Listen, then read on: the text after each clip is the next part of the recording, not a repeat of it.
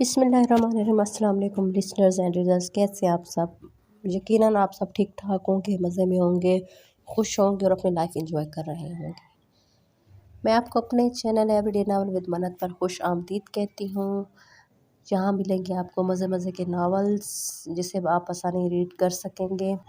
और अगर आप मेरे चैनल पर नए हैं तो प्लीज़ मेरे चैनल को सब्सक्राइब ज़रूर करें और अपनी कीमती राय का इज़हार भी ज़रूर करें। चलें रीडिंग स्टार्ट करते हैं।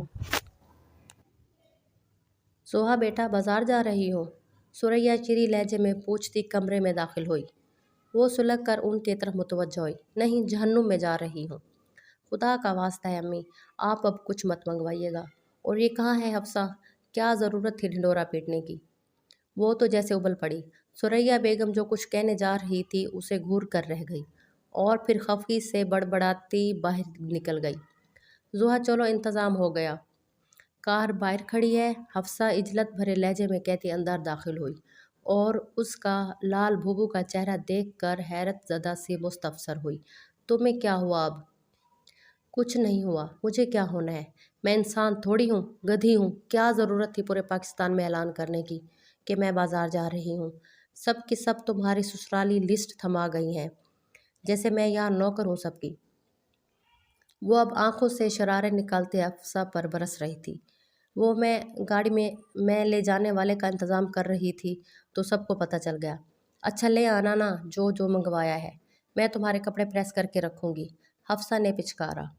हाँ, करना तो पड़ेगा सब। अजीब जलालत है भाई तुम्हारा ससुराल, तो मेरी जान को आ गया।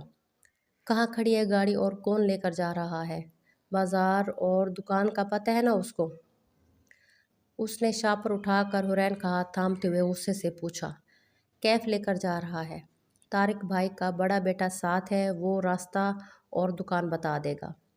उस पर तो जैसे बम ब्लास्ट हुआ। तंग तंग कर आगे हुई। क्या तुम्हारा दिमाग ठीक है?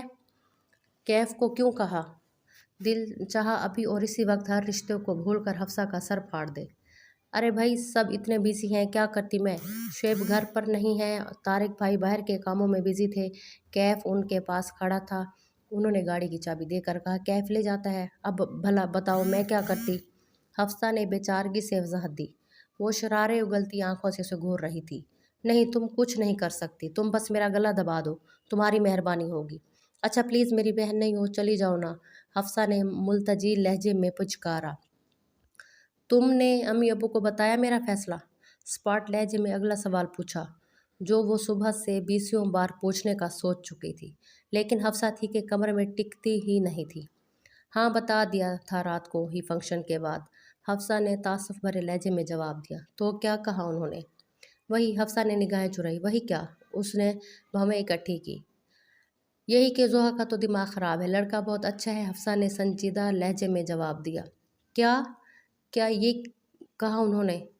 क्या मैं इतनी बेवकूफ़ हो गई हूँ उनकी नज़र में? मैं ख़ुद बात करती हूँ उनसे। वो मुश्तइल होकर आगे बढ़ी। हफ्सा ने लपक कर उसका बाजू थाम लिया। अरे रुको तो, सब्र करो अभी, मैं फिर से समझाऊंगी दोनों को। तुम अभी जाओ, वो बाहर कार में बैठा इंतज़ार कर रहा है। उसने चंद सेकंड हफ्सा को घूरने के बाद दांत पीसे और गुस्से से हुरैन का हाथ थामे दरवाजे की तरफ बढ़ी।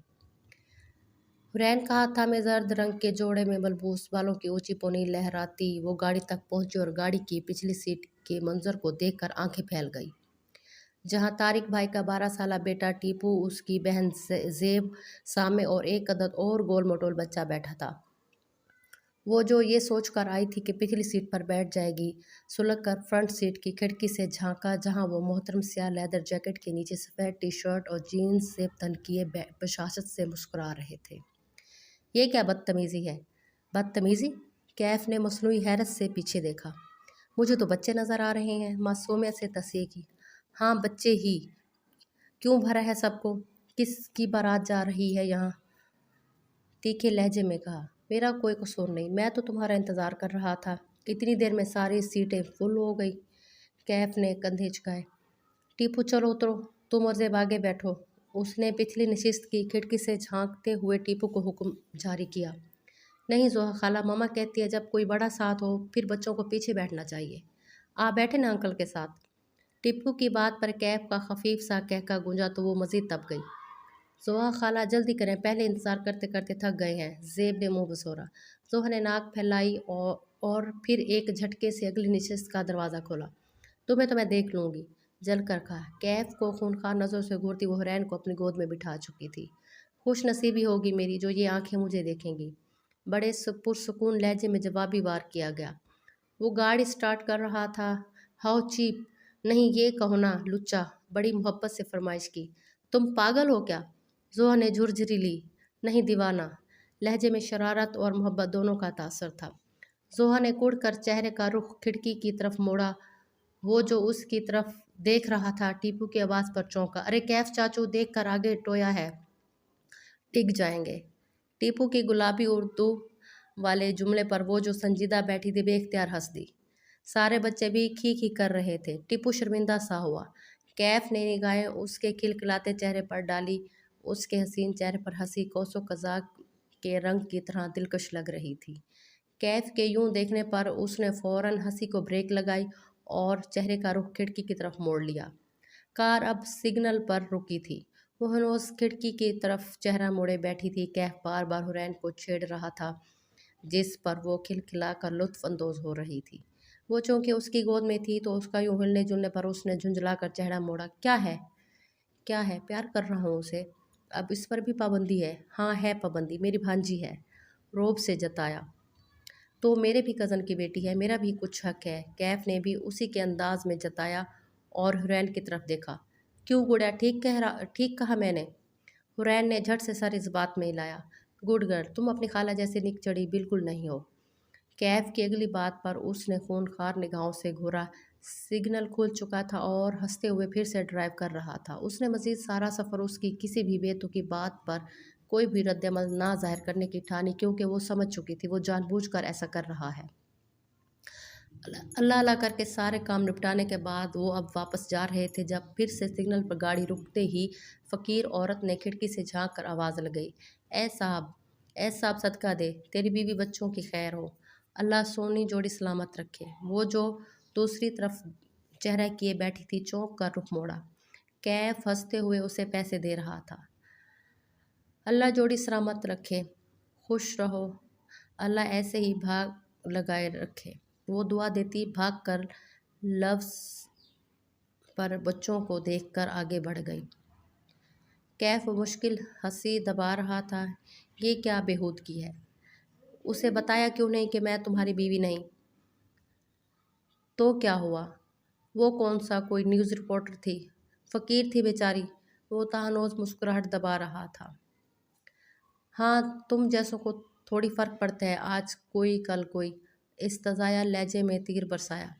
کل بھی تم تھی، آج بھی تم ہی ہو۔ کیف امان اللہ کو جان بھی دینی ہے ایک دن۔ کیسے انسان ہو تم، اتنا جھوٹ، اتنی منافقت، کتنے آرام سے سب کہہ رہے ہو۔ وہ منہ کھولے حیرت سے کہہ رہی تھی جبکہ وہ مسکراتے ہوئے صرف ڈرائیو کر رہا تھا۔ زوہا نے بدمزہ صورت بنائی۔ میں بھی کس سے کہہ رہی ہوں، تم تو یہ سب ہر لڑکی سے کہتے ہوگے، خیر میری بلا سے جو بھی سمجھو، میں انکار کر چکی ہوں۔ آج پتہ چل جائے گا یہ تمہارے پیرنٹس کو بھی، بڑے روب سے کہا۔ کیف کے لبوں کی گہری مسکراہٹ یک لخت معدوم ہوئی۔ گاڑی تیز چلائیں گے پلیز، نفرت سے کہا اور چہرے کا رخ پھر سے موڑ لیا۔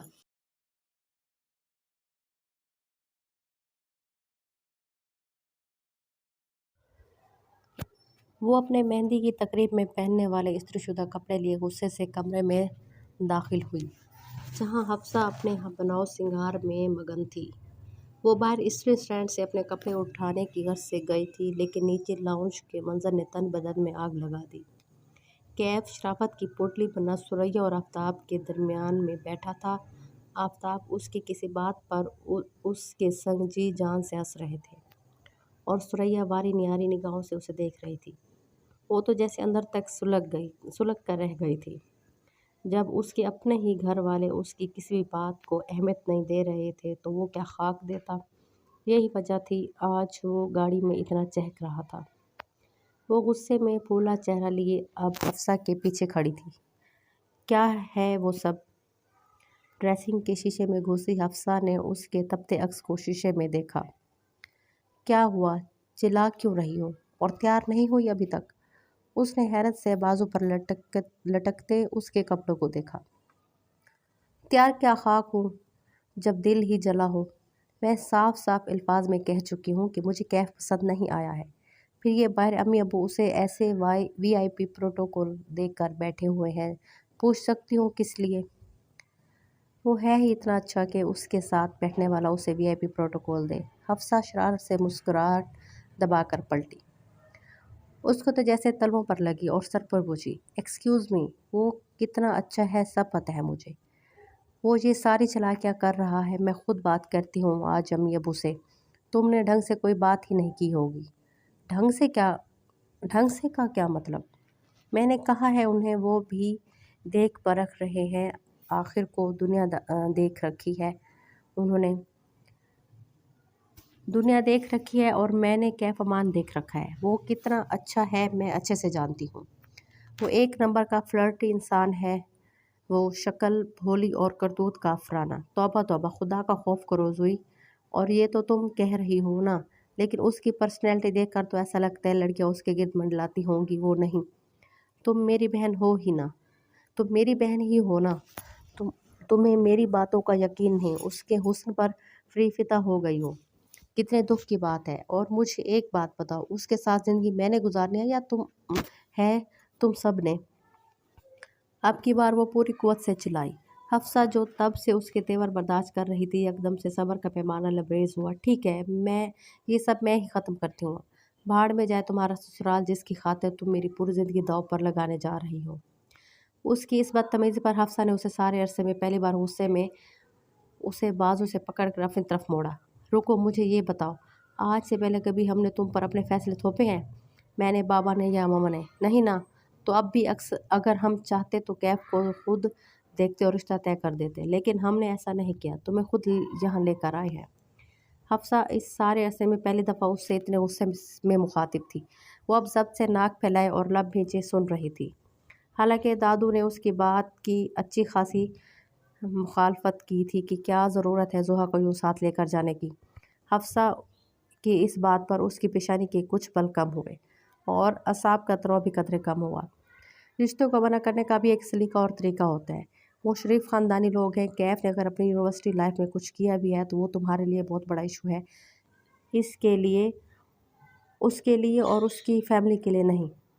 मर्द तो दूसरी शादी भी करते हैं। उसके चेहरे का तनाव कदर कम हुआ। और रही बात मेरे ससुराल की, तो जब तुम्हारी शादी हो गई तब भी पता चल जाएगा कि ससुराल में अपनी इज़्ज़त से ज़्यादा अपने मैके की इज़्ज़त बनाए रखने की फ़िक्र होती है।